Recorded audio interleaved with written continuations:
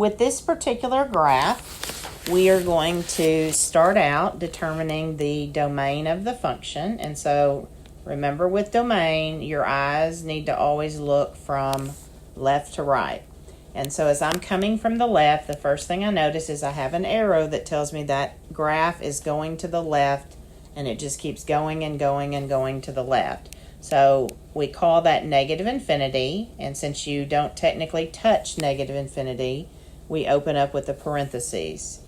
Now, as my eyes come to the right, the graph is going like this, and it's coming around, and this arrow says it just keeps, now it's going just gradually, but it's going to keep going and going to the right, and so in that case we call it positive infinity, and you can't touch positive infinity either, so you would close with parentheses. Now, remember that with range, you have to look from bottom to top. So your eyes need to be going this way on the graph. And as I come from the bottom, what I notice is the first point that I hit on the graph is right there. And if you look over at the actual y-axis, that has a y value of -1.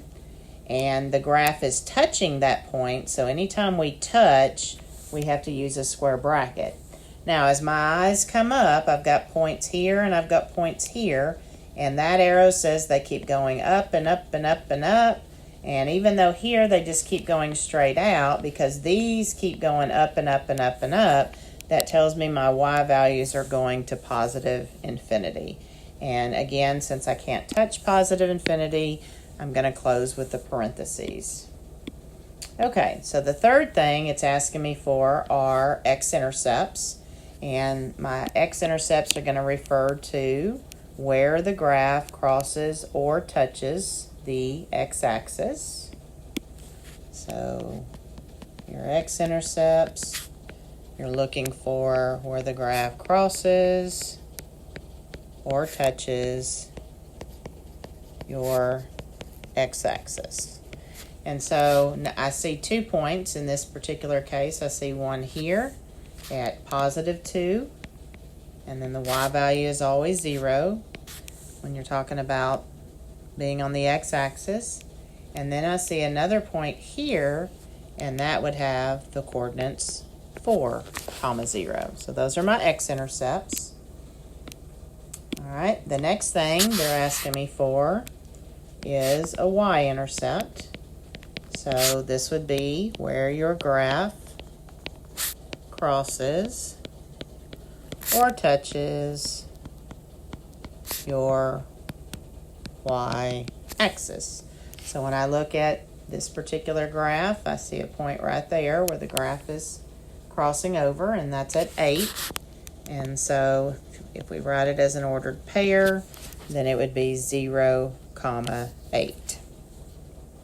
Okay, so then we get to talking about intervals of increasing versus intervals of decreasing and intervals of constant. So when you're talking about increasing intervals, you're looking at anywhere your graph is going up as you go from left to right.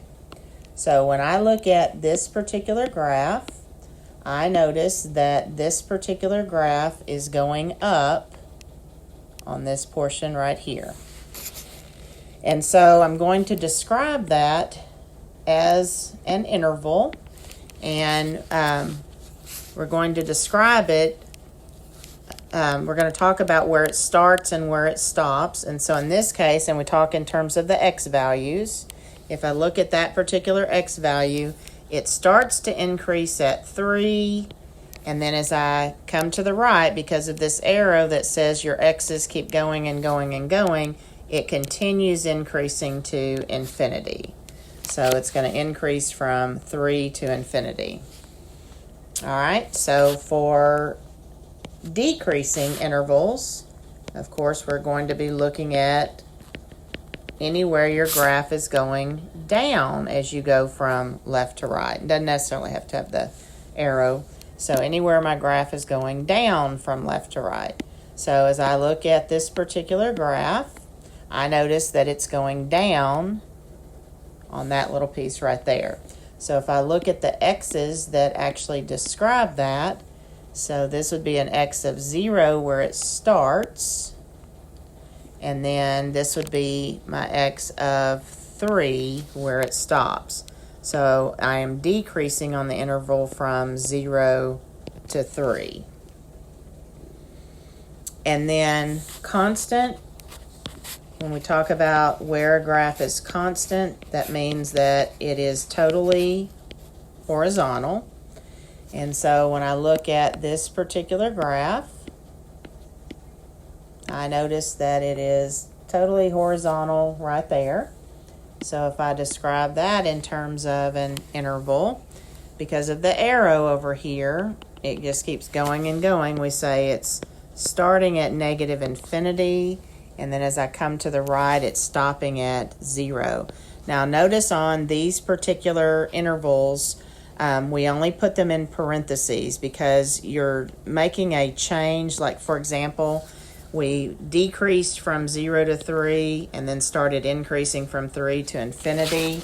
And so because the change is made at 3, we'll learn later in calculus, we actually have a name for that, but because we're making a change there, we're not going to talk about that it actually touches the 3, because the 3 is a critical value where that change is actually made. So these are always going to be put in parentheses in terms of their intervals.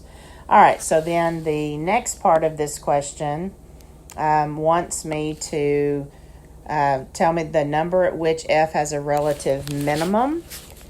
And then they want to know what is the relative minimum. And so when you're talking about a minimum, you're talking about a low point on a graph. Okay? A maximum would refer to as a high point on a graph, which if we look at this particular graph, because this graph keeps going and going and going, it doesn't have a max. So they're obviously not asking me for a max because it doesn't have one. But this point does have a minimum because it does have a lowest point on the graph right there. And so H says where they want to know the number at which it has a minimum. So that's referring to the x value. So that would be an x value of 3. And then part I says what is the relative minimum. So that's talking about the actual y value. And so the y value of that point is actually at -1. All right, then the next part J, wants to know what is the f of -2. So in other words, this is just function notation.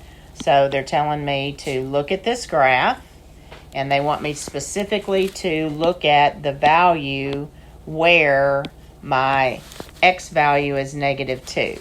So when I look at my x value of -2 and I follow it up to the graph, notice that the y value on that particular graph is at 8. And then part K says the values of x for which f of x is 3. Remember that f of x notation is just another name for y. So in other words, they're saying what values on this graph have y values of 3. So if I come on my y-axis and I look for a y value of 3, notice I've got a point here and I've got a point there. So which x values have y values of 3? I've got an x value of 1 for the first one. And then it looks like I have an x value of, if I follow it down, 5 for the next one. So 1 and 5 are those x values. And then finally, they're asking me if this function is even, odd, or neither.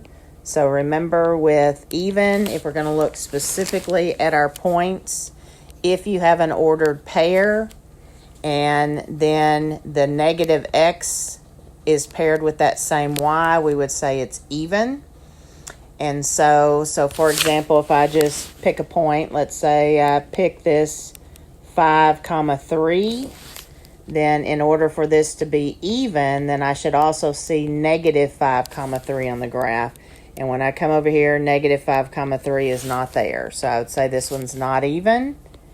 For odd, what you're looking for is when you pick a point on a graph, then you want to see if both the negative of that x and y are also there. So I'm just going to do the same one. If I were to pick the point 5, 3, then -5, -3 should also be on the graph. And if you look, that would be about right there, and it's not there. So it is, in this case, we say this particular function is neither.